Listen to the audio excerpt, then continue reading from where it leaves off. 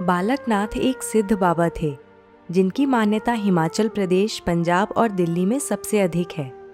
कहा जाता है कि बाबा बालकनाथ ने सतयुग से कलयुग हर युग में जन्म लिया है और जो भी उनके द्वार पर जाता है वो उसकी सभी इच्छाएं पूर्ण करते हैं। आज हम लेकर आए हैं बाबा बालकनाथ की कथा। इस वीडियो में हम आपको बाबा बालकनाथ के बचपन से उनके सिद्ध बाबा होने तक की पूरी जानकारी देंगे, तो बने रहिए हमारे साथ इस वीडियो के अंत तक। बालकनाथ सतयुग में स्कंद, त्रेता युग में कौल और द्वापर युग में महाकौल के नाम से प्रसिद्ध हुए। कहा जाता है कि उन्होंने अपने हर जन्म में निर्धन और असहाय लोगों की सहायता की और प्रत्येक जन्म में बालकनाथ महादेव शिव के भक्त कहलाए। बाबा के विषय में द्वापर युग की एक कथा बहुत प्रचलित है, जिसके अनुसार महाकौल जब महादेव के दर्शन करने कैलाश पर्वत की ओर जा रहे थे, तब रास्ते में उनकी भेंट एक वृद्धा से हुई। जब वृद्धा को पता लगा कि महाकौल शिवजी के दर्शन के लिए जा रहे हैं, तब उन्होंने महाकौल को मानसरोवर नदी के किनारे तपस्या करने के लिए कहा। वृद्धा ने बताया कि माता पार्वती वहां स्नान के लिए आती हैं और महाकौल मां पार्वती से शिवजी तक पहुंचने का उपाय पूछ सकते हैं। महाकौल ने उनके कहे अनुसार ही किया और अंततः शिवजी के दर्शन करने में सफल रहे। महाकौल की भक्ति और लगन को देख शिवजी ने प्रसन्न होकर आशीर्वाद दिया कि उन्हें कलयुग में सिद्ध प्रतीक के रूप में पूजा जाएगा और चिर आयु तक उन्हें बालक की छवि में रहने का वरदान भी दिया। कलयुग में बाबा बालकनाथ ने गुजरात के काठियाबाद में जन्म लिया। उनका नाम देव रखा गया।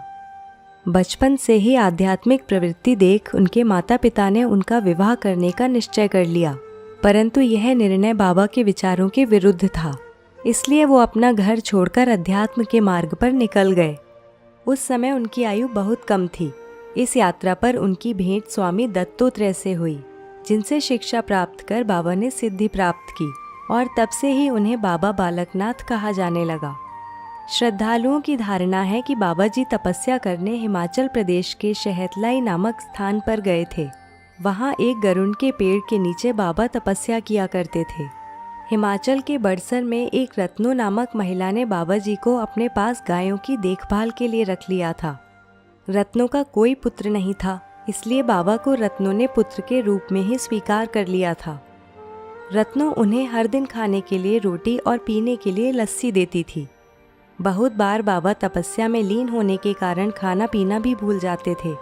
एक बार रत्नो ने तंज कसते हुए कहा कि वो उसकी गायों का ठीक से ध्यान नहीं रखते, जबकि रत्नो उनके खाने पीने का पूरा ध्यान रखती है।